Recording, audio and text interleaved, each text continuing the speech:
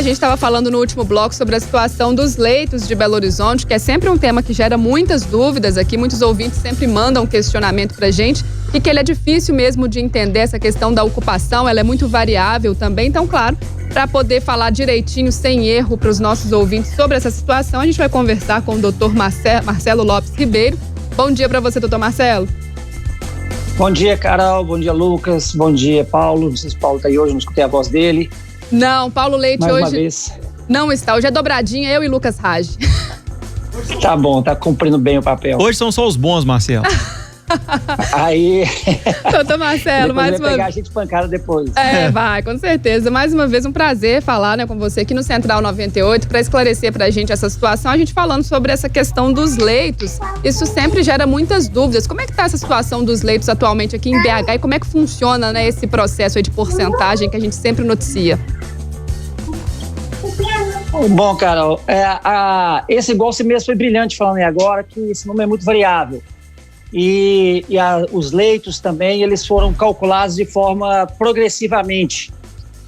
Falando da região metropolitana, nós hoje temos em média 1.300 leitos hoje à disposição para o Covid, juntando leitos das cidades tipo Brumadinho, Betim, Nova Lima e Belo Horizonte com Expo Minas. Fora isso, a Prefeitura de Belo Horizonte também tem os leitos que eles colocaram como respaldo de reserva. Dentro do Hospital Wilton Rocha, lá em cima na Afonso Pena, aqui no Hospital Mário Pena também já tem uma reserva também para colocar mais leitos, e fora os leitos também que podem ser ampliados dentro da Santa Casa e dentro do Odilon Beres. A taxa de ocupação fechando semana passada para leitos de Covid estava em torno de 48%.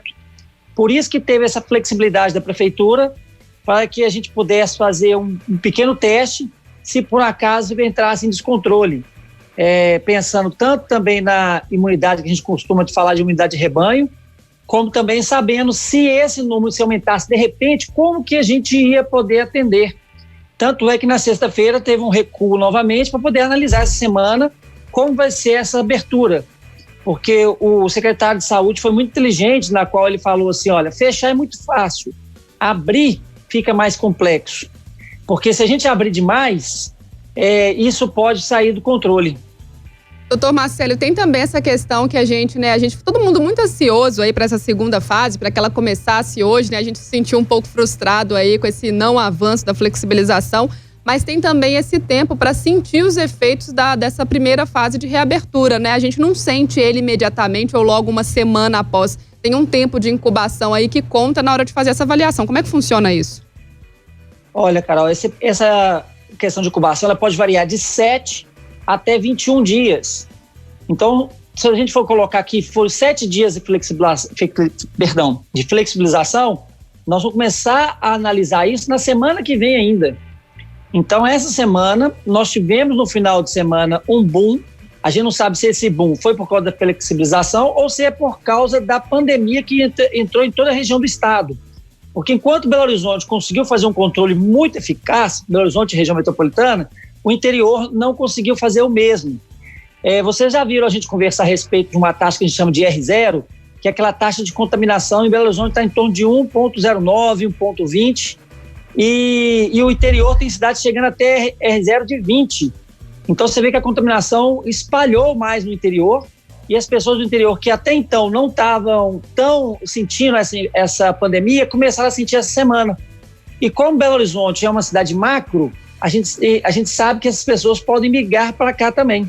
Então, por isso que agora, essa semana vai ser uma semana de muito empenho em questão dos bastidores, de analisar mesmo como poderá ser feito os próximos passos decorrentes dos resultados que nós estamos colhendo agora.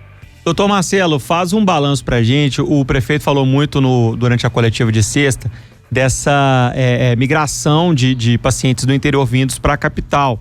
É o que a gente chama aí de turismo de ambulância. Como é que tem funcionado isso? Tem chegado diariamente realmente muitos pacientes vindos de fora?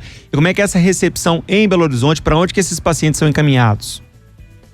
Ô Lucas, tem sim. Essa questão dessas ambulâncias que vêm do interior não aumentou muito não, que a rotina até diminuiu, porque vinha muitas ambulâncias que chamavam de TFD, que é um tratamento fora do domicílio, que as prefeituras colocam as pessoas para vir fazer consultas em Belo Horizonte, e isso diminuiu bastante.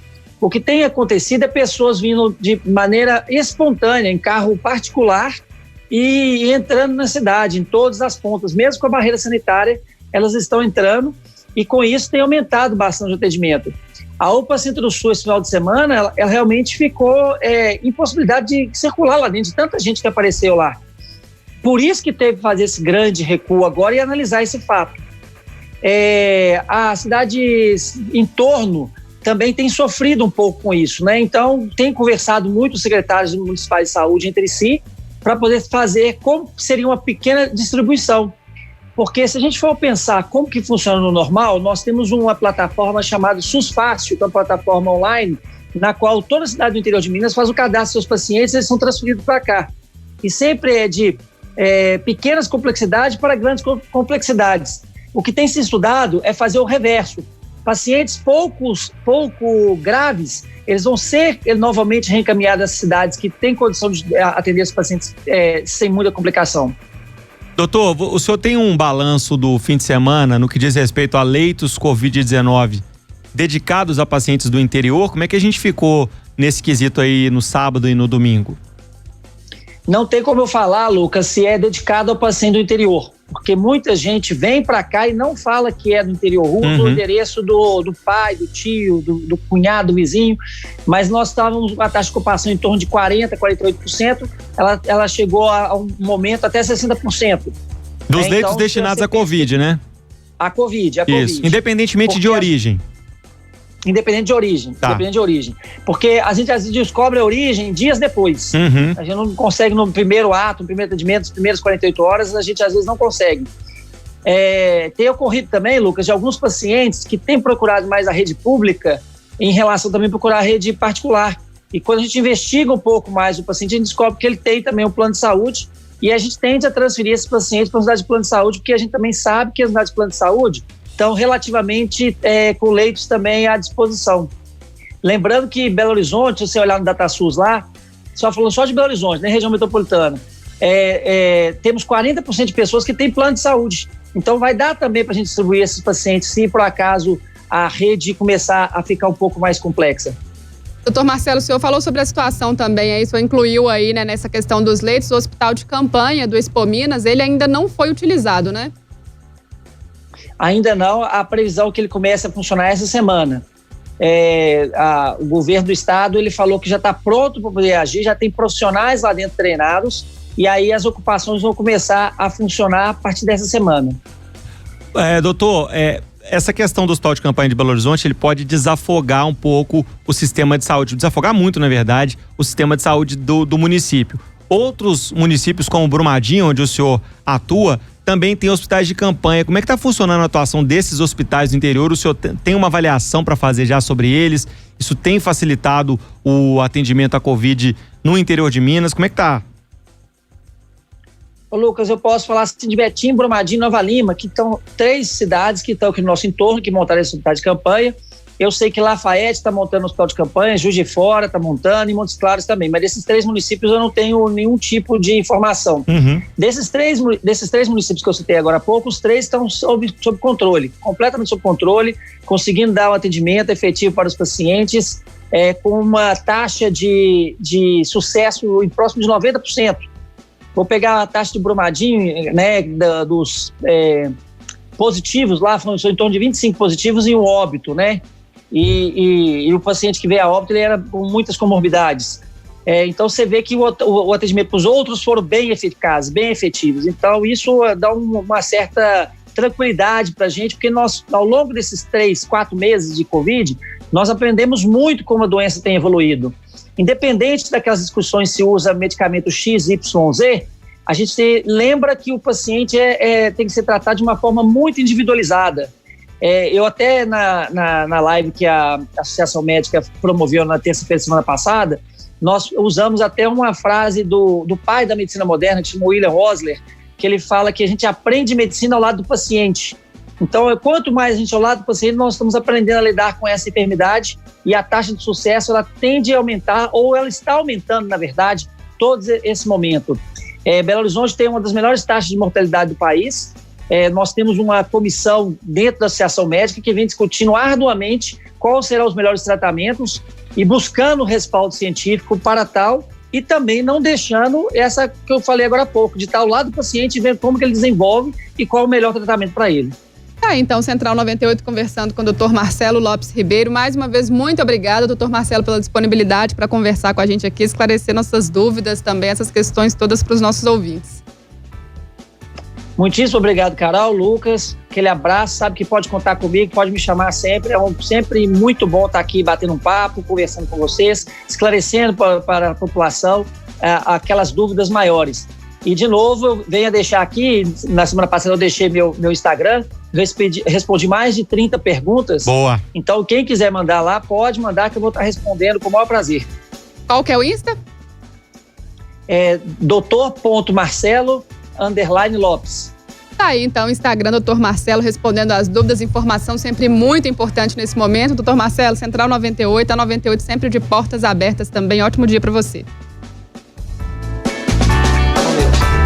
Tá aí, Carol, o doutor Marcelo tirando pra gente as dúvidas e essa questão dos leitos que sempre preocupa. Um dado interessante que o doutor Marcelo deixou claro aqui primeiro, os leitos eles têm uma rotatividade muito alta. O número hoje pode ser impressionante, amanhã pode ser tranquilo, porque são atendimentos que são muito fluidos e acontecem o tempo inteiro. Outra, é difícil precisar de onde vêm esses pacientes nas primeiras 48 horas. É porque eles omitem isso, né? E colocam o endereço de alguém que levou eles pra lá e coisa do tipo. É realmente muito difícil. Essa questão do turismo de ambulância, ele já falou que está menor. A gente tem menos ambulâncias vindo do interior do que em tempos normais, no pré-pandemia, até porque a gente tem menos ocorrências dos outros tipos. Acidente automobilístico, facada, tiro e outras coisas, fraturas, etc e tal, porque o pessoal tá mais em casa, tá mais parado aí. Então, monitorar, ele falou, essa semana vai ser crítica para Belo Horizonte, porque a gente precisa monitorar como é que tá a doença. Vamos lembrar que o impacto da semana passada não foi devido à flexibilização que a gente teve na segunda-feira, dia 25. Não deu tempo ainda. Não deu tempo ainda. A gente vai sentir nessa semana o começo do impacto, mas a gente sempre tem que pensar em 14 dias aí, que é o período de incubação da Covid, para entender a situação e o reflexo de uma flexibilização ou não do município. Ou seja, sexta-feira, meu amigo, vai ser um dia crítico para Belo Horizonte, porque ou teremos boas notícias ou teremos péssimas notícias aqui em BH.